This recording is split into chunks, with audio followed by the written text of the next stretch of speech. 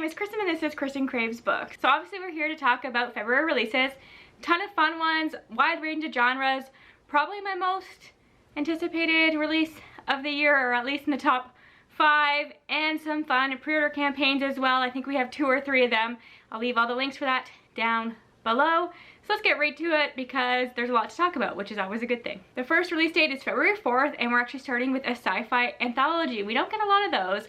I always like to put anthologies on these TBRs. Don't read them as often as I should for how interesting they always sound, but this one is called Why on Earth, and it's an alien invasion anthology. And I think alien invasion, that really seems to be becoming popular in fiction again. For a long time, sci-fi was focusing on AI and robots, and I think we'll still get a lot of that, especially with all the conversations around AI right now, and I really like that. That's probably my favorite conversation in sci-fi, but I'm ready for some alien invasions, and we have 2, I think, on my list for February, which is fun. And what's interesting about this collection is that all of the stories in this anthology, all written by different authors, are centered around this one event. So we're following a group of teen aliens who come to Earth for a rescue mission that somehow starts a alien invasion that they didn't plan. So we follow them all through the perspectives of these different authors. This one girl was just there to save her brother, and it all goes up in flames. So for some examples, there are tales of disguised extraterrestrials stuck in theme parks, starship engineers hitchhiking to get home, and myth-inspired intergalactic sibling reunions. Each story in this multi-author anthology explores the universal desire to be loved and understood, no matter where you come from. After all, aliens are just like us. And I just think the whole project of that is kind of fun. And I love the pre-order campaign for this one. You have to order from a specific bookshop, and I'm not sure if they're international or not, but it's called Brave and Kind Books, and you get these sprayed edges with the alien face, but they're glow in the dark. I know that we're getting a few glow in the dark books. I've seen a few, but I don't know if I've seen them on edges, and I love that. I'd be curious to see how they actually look in person. And then you get the fun sticker sheet. I just love the alien vibes, very 80s retro. I'm into it. This next one just caught my eye yesterday, and it's not something I would normally pick up these days, but something about it intrigues me. It's giving the selection, but in 2025, and that can be fun, right? So this is a YA fantasy. It's called The Rose Bargain, and it's by Sasha Payton Smith, who wrote, is it The Witch Haven? I haven't read that yet, but I remember that was like a big witchy book when it came out. And there is a blurb from Stephanie Garber, so you know the vibes. And in this world, every citizen is given a bargain, a chance to bargain with the immortal Fae Queen. So it's like a debut society, you know that vibe. And as you're coming of age, a lot of high society women make bargains so that they can get a suitor. So they like give something up so that they have good piano skills or a nice smile, things like that. But of course there has to be a twist this season, so there ends up being a competition, and whoever wins gets to marry the queen's son. So you can marry a prince, and our main character knows that if she wins, she can save her family, help them out of their financial situation, and also rescue her sister who made a bad bargain when she debuted into society. And then it says, yet every glittering Fae deal has a rotting heart, and at the center of this contest is a dark plot that can destroy everything Ivy knows. So it sounds like it could just be a good romp, a good fun time. And there's a pre-order campaign for this one. You just have to submit your receipt and you'll get this gold metallic bookmark, which is really, really pretty. Now, I have not read a full-length novel from Ali Hazelwood. Honestly, the only thing I've read from Ali Hazelwood is that new Christmas novella that she just released with Amazon, where they did all those, and hers was by far my favorite. So that made me want to maybe explore her full-length novels, even though I've been neglecting them. And I do have Bride, so I need to get to that at some point. But her new one is called Deep End, and it's a sports romance, and sports romances historically have not always hit for me. But as somebody who was a lifeguard, swam for years and years, did the whole shebang, this one intrigues me because it's a romance between a competitive diver and an ace swimmer, and that's a world that I want to explore more in sports romances. Obviously it's not a common sport in this kind of book, so that's something new and different. Scarlett is a junior at Stanford, and she just wants to keep her head down, get into medical school, and she takes her diving very, very seriously. And she also has an injury that she's trying to heal and recover from that almost ended her career, so she's just got a lot going on. She's not ready for a relationship. And then Lucas is a competitive swimmer. He's actually won Olympic golds and everything, and something happens between the two of them where a secret comes out, and for some reason they make an arrangement to pretend that they're together, I believe. Yeah, so they start an arrangement, and as the pressures leading up to the Olympics heats up, it was supposed to be just a temporary, mutually satisfying fling. But when staying away from Lucas becomes impossible, Scarlett realizes that her heart might be treading into dangerous waters. So cute, definitely. Of all of her stuff that's not paranormal, that's not Bride, that's the one that caught my eye because of the swimming. February 11th, very excited. Here's my most anticipated. You're gonna be so shocked by what it is. Obviously, it's Emily Wilde's Compendium of Lost Tales by Heather Fawcett. This is the third and final book in this trilogy, which is devastating to me. So bittersweet. I can't believe that this is the end of Emily and Wendell's story, but I just want to see where they end up.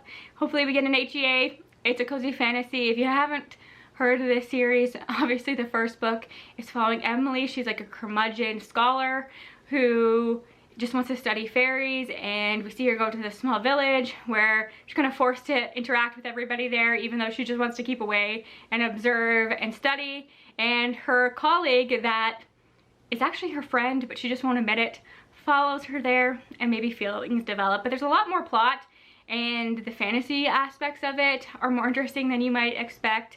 And I really like the second book as well, and I'm just ready to see how their story ends, even though I'll probably cry because I just love them so much. Juliet Cross is another author who I haven't read from, which is kind of shocking considering that whole series that she has and people are obsessed with is witchy, and it's probably going to be right up my alley. I'll probably love it. But she has a new book coming out, and it's actually werewolves, and it's A Rebel Without Claws. So we're following Ronan, who is our werewolf, and he gets into a bar fight and he's arrested and he's forced to move back home. And he moves to, I think it's Louisiana? Yeah, Louisiana, where cage fighting is not illegal. So he builds up a team and he gets into cage fighting, which makes sense for a werewolf, I suppose. And then Celine is an aura witch, so she's really into healing, and she's dealt with anxiety, and she really just wants to help people. So they couldn't be more different, but there's something that obviously pulls them together, you know, fated mates. That's always kind of the thing I'm iffy about with werewolf romances, because fated mate trope is not my favorite. But if this is kind of fun and more contemporary, I think I could get along with it. So he's everything her close-knit family would hate. A werewolf with a hot temper and a sinful granite to match, who runs with a dangerous crowd, so why can't she stay away? Since it's February, of course you need a couple contemporary romances, right? This one's called The Launch Date by Annabelle Slater. This is a debut, and it's enemies to lovers, like rival co-workers, you know, that kind of thing, everything that's comp to the hating game, that kind of trope. And they're both competing for promotion, and they're forced to work together on creating this dating app. They work for this company where they make dating apps, but this one is going to be something different, where it really focuses on first dates, and the app makes a first date for you. So the two of them actually have to go and test on these dates. So the kind of dates are like dangerous hikes, dangerous cooking classes, steamy yoga sessions, things like that. So obviously through the course of these dates, they start to have feelings for one another. I think that's a fun idea for both an app and a romance, so that just sounds cute to me. Catherine Blackwell is another author who I haven't read from, but I feel like the books that she's been putting out are kind of Kristen books, so I should try them. I think the first one was Flower Heart. This one was called Where Shadows Bloom.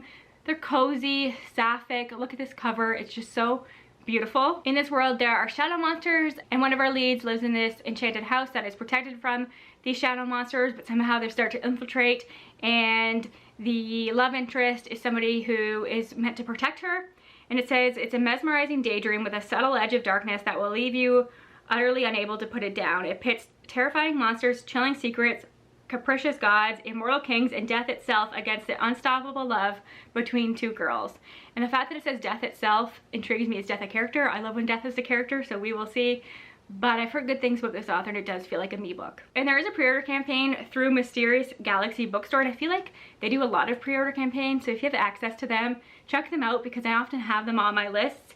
And you get a signed book plate and 3 stunning art prints, so that is beautiful. Moving on to February 18th, a book that I'm so anticipating that it might compete with Emily Wilde, which is wild to say. And this is the new book from Kimberly Lemming, who I absolutely adore. And this title's everything. This is her other alien abduction book, by the way, and it's right there in the title. It's called I Got Abducted by Aliens, and Now I'm Trapped in a Rom-Com. So this is a romance about a woman who gets dropped on a strange planet only to fall for not one, but 2 aliens. There's also a lion that she befriends. She's trying to escape being attacked by this lion. During this attack, she gets abducted by aliens, and the lion comes with her. And then she's a romance with these 2 aliens. And it says, as this ragtag group of misfits explores their new planet, Dory learns more about how and why they've ended up together, battles more prehistoric creatures, I should mention there are dinosaurs in this, than she imagined. She imagined zero, and questions if she even wants to go back home to Earth in this hilarious and steamy alien romance, adventure comedy romp, which pretty much sums up who Kimberly Lemming is. She's hilarious and I love this. Another author who I really like is Stephanie Burgess, and she has a witchy book coming out in February called Wooing the Witch Queen, and it says love can be a witch. And this is the start of a series, and each of the books will follow a different witch queen, which obviously appeals to me a lot. And it says, in a gas lamp lit world where hags and ogres lurk in thick pine forests, 3 magical queens form an uneasy alliance to protect their lands from invasion, and love turns the world upside down. So the queen we're following in this book actually took the throne from her evil uncle, and she's very protective of her people, even though they're terrified of her.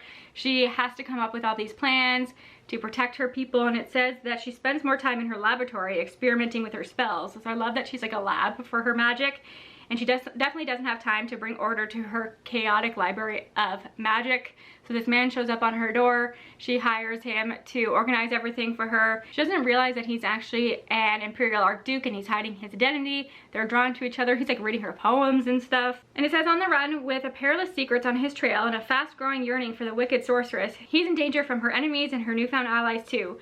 When his identity is finally revealed, will their love save or doom each other? I read something from Cal Woods, I think it was their debut, either last year or the year before, and while it wasn't perfect, I love the project of it and I love the atmosphere, so I'm excited to have something new. And this one's called Upon a Starlit Tide, and it says it's a dark and enchanting fairy tale inspired historical fantasy combining elements of The Little Mermaid and Cinderella into a wholly original tale of love, power, and betrayal. This is historical. It's set in 1758, so I know that won't be for everybody. So our main character is the daughter of a wealthy ship owner, and all of her sisters just want to get married, but she wants to have a life of adventure on the sea. And one night she stows away onto the ship, and she ends up rescuing this boy from the sea. And it turns out that his father is somebody really powerful, and it says that immediately drawn to his charm and sense of adventure, she longs to attend the glittering ball held in her honor for a safe return, and begins to contemplate a different kind of future for herself. But it's not only her hopes at stake, because local fae are leaving her community and taking their magic with them, while the long-standing war with the English means that St. Malo is at risk of attack. As she is plunged into a world of magic, brutality, and seduction, secrets that have long been lost in the shadowy depths of the ocean begin to rise to the surface. So again, I don't tend to like books set on the sea, even though I really want to. But I know that I like some of what this author does and how they create atmosphere, so I'm open to giving this one a try for sure. I'll definitely be reading reviews. I cannot lie, the cover for this one really caught my eye, and this is called Hungerstone by Kat Dunn, and it's a thrilling, seductive, sapphic romance for fans of Dowry of Blood and Wayward, which are 2 of my favorites. I'm fans of both of those things, so for what do you hunger, Lenore, is the little tagline there. This follows Lenore, who has been married to Henry for 10 years, and their relationship is not going well, but he has an opportunity to take them from London to a smaller community on the outskirts, and he is putting together some kind of hunting event for high society. But something happened the last time her husband went hunting, and it's a secret she has been keeping for him. And right before the hunt is supposed to happen, there's a carriage accident which brings this woman Carmilla into their life, and Lenore is intrigued by her in more ways than one. As torn between regaining her husband's affection and Carmilla's ever-growing presence, Lenore begins to unravel her past, and in doing so uncovers a darkness in her household that will place her at terrible risk. Set against the violent wilderness of the Moors and the uncontrolled appetite of the Industrial Revolution, Hungerstone is a compulsive feminist reworking of Carmilla, the book that inspired Dracula, a captivating story of appetite and desire. And I love that it says Carmilla, who is weak and pale during the day but vibrant at night, Carmilla, who stirs up a hunger deep within Lenore. Soon, girls from local villages begin to fall sick before being consumed by a bloody hunger. So I think we know what's going on there, and it sounds like my cup of tea. I need to get back into this more literary vampire kind of story, because those always intrigue me, and I used to love like more literary genre fiction like that, so something I need to turn back to. Last day, February 25th, we're starting with Greenteeth by Molly O'Neill. This is a new voice in cozy fantasy. I will take new voices in cozy fantasy all day long. This is a tale of fae, folklore, and found family, my favorite trope, narrated by a charismatic lake-dwelling monster with a voice unlike any other. And here's the real kicker: perfect for fans of Kingfisher. So there you go. I love that the perspective is a lake-dwelling monster. That is something that is so me. It says, beneath the still surface of a lake lurks a monster with needle-sharp teeth, hungry and ready to pounce. There is a pre-order campaign for this one. It's open internationally, which is always nice. You will receive an art print, a signed book plate, and a sticker, and you just have to submit your receipt, so I'll leave you a link for that one. And the last book is actually a novella. It is a horror romance, which I don't read a ton of, and I need to, and this is called Not Too Bold. And it actually says that it's The Shape of Water meets Mexican Gothic. It's a sapphic monster romance novella wrapped in Gothic fantasy trappings. So the old keeper of the keys is dead, and she was actually eaten by a volatile lady of Percia's house, who is an enormous humanoid spider. So we're following Dahlia, who was the keeper's protege, and she must keep up the duties. She's locking and unlocking these drawers where the spider keeps her memories. And it says if she can unravel the crime that led to her predecessor's death, she might be able to survive long enough to grow into her new role. But there's a gaping hole in Dahlia's plan that she refuses to see. The spider cannot resist a beautiful woman, and she eventually devours every single bride that crosses her path. So the fact that this also becomes a romance makes that even more intriguing and appealing, I cannot lie. That might be a good one to save for a readathon, because it's obviously a novella. I've been seeing incredible reviews, and I love the cover. So those are all the books coming out in February that are on my radar. Let me know which ones that I missed, which ones you're also excited for. Thanks again for your support. Can't wait to do this again in March, and I'll see y'all soon. Bye for now.